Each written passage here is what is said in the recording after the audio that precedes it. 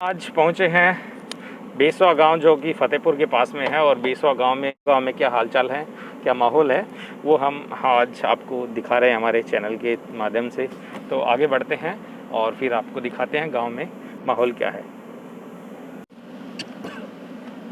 अब हम बेसवा गांव का थोड़ा सा रुख करेंगे, क्या माहौल है, क्या यहाँ पर क्या इस वक्त चल रहा है। तो हम इसके बाद आगे ये गांव का हिस्सा है। और आप मेरे पीछे देख सकते हैं, ये कुछ दुकानें हैं, मेडिकल स्टोर भी हैं और कुछ दुकानें भी हैं जो कि बंद पड़ी हैं इस वक्त। कोरोना काल के बाद से काफ़ी धंधे जो हैं वो मंदे हो गए थे उसी के बाद से। और ये गांव के बीचों बीच एक गंदे पानी का तालाब बना हुआ है, आप देख सकते हैं। तो ये माहौल है गाँव में। और मौसम थोड़ा सा सुहावना हो रहा है और कुछ बूंदाबांदी भी चल रही है, लेकिन कुछ लोग युवा यहाँ पर बैठे हैं, उनसे बात करते हैं। क्या वो है भाई जी, हमारे बात करना बस बात करो भाई, वो डायरेक्टर बैठे हुए नहीं, आप ना मायन तो बिना मास्क के आप बैठे हैं यहाँ पे। मास्क कहाँ है? बिना मास्क के बैठे हैं। गांव में क्या माहौल रहा है कोरोना काल के दौरान? बहुत अच्छा माहौल रहा है कोरोना काल के अंदर। अच्छा माहौल रहा है। हाँ, अच्छा माहौल मतलब किस तरीके का? लॉकडाउन लगा के ना बीमारी को खत्म किया गांव में।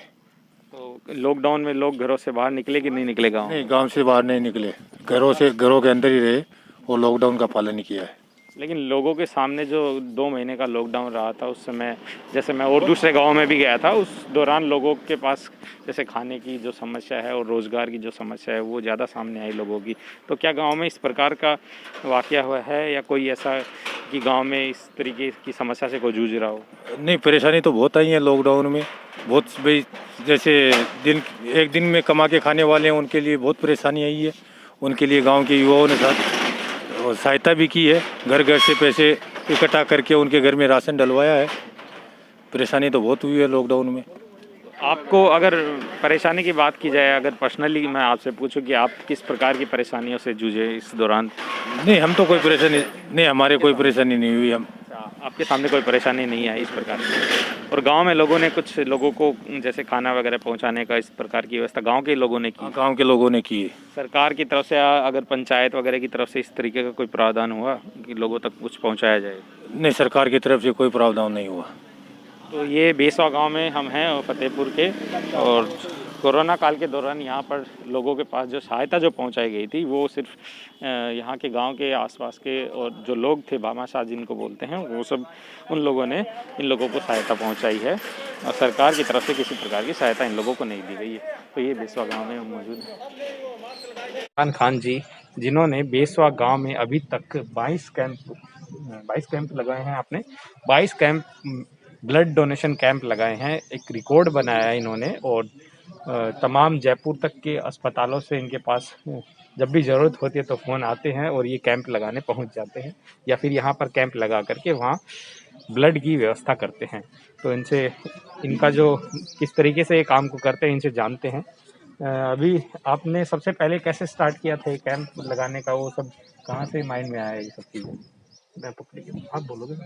सर, मैंने सबसे पहले यानी कि एक बार जयपुर के अंदर 2004 के अंदर हमारे रिलेटिव भर्ती थे, तो मैंने वहाँ एक बंदे को देखा था कि यानी वो ब्लड के लिए बहुत बड़ा परेशान हो रहा था और वो जगह जगह यानी रिक्वेस्ट कर रहा था और लोगों के आगे गिड़गिड़ा रहा था। तब से मैंने ये सोच लिया था, उसी दिन उसको एक यूनिट ब्लड दिया। फिर मैंने यही सोच लिया था कि यानी रक्त के अभाव में किसी की जान न जाए, इसलिए मैंने ब्लड डोनेशन कैंप लगाने का निर्णय किया था।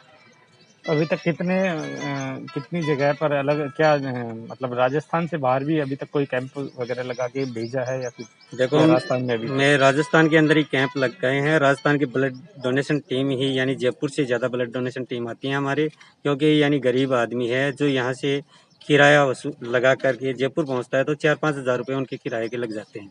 तो हम क्या है कि जयपुर से SMS है, दुर्लभ जी ब्लड बैंक है, जीवनदाता ब्लड बैंक है, रामपाल है और प्रतिष्ठा ब्लड बैंक है, उसके कैंप हम लगाते हैं। यहाँ से सीकर से आ जाती है, SK ब्लड बैंक है, मित्तल ब्लड बैंक है। अच्छा, ये गांव में आप लगाते हो और गांव में ही व्यवस्था कर देते हैं कि यहाँ से ब्लड डोनेशन कैंप लगाया, ब्लड इकट्ठा किया और वो आगे पहुँचा दिया गया, इस तरीके से आप करते हैं? इसलिए इस हिसाब से करते हैं। और चारों तरफ से यानी हम ये ब्लड डोनेशन कैंप लगाते हैं या हम त्योहार की तरह लगाते हैं।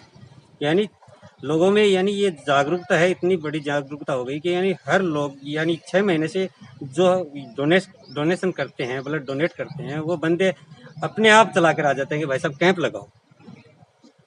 तो ये अब अभी आखिरी जो कैंप लगा था वो कब लगा था? ये अभी हमने 14 जून को, अभी परसों ही कैंप लगाया है, 14 जून को, यानी दादा कायम का दिवस पे। अभी ये कोरोना काल चल रहा था, तो हमने, हमारी टीम ने, हमारे कार्यकर्ताओं ने, सभी ने मिलकर यानी फतेहपुर में निर्णय किया था ये कैंप लगाने का दादा कायम का दिवस पर। उस दिन हमने वृक्षारोपण का भी ये निर्णय लिया था, 602 पेड़ लगाएंगे, तो और परिंदा अभियान भी चलाया है।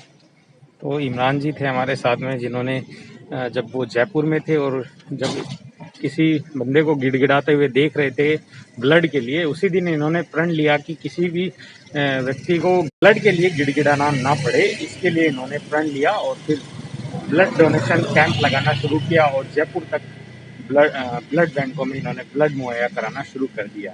तो ये खास स्टोरी थी आज हमारी फतेहपुर के बेसवा गांव से। आप देखते रहिए द इंक न्यूज़ और हमारे चैनल को सब्सक्राइब और शेयर करना न भूलें। Thank you.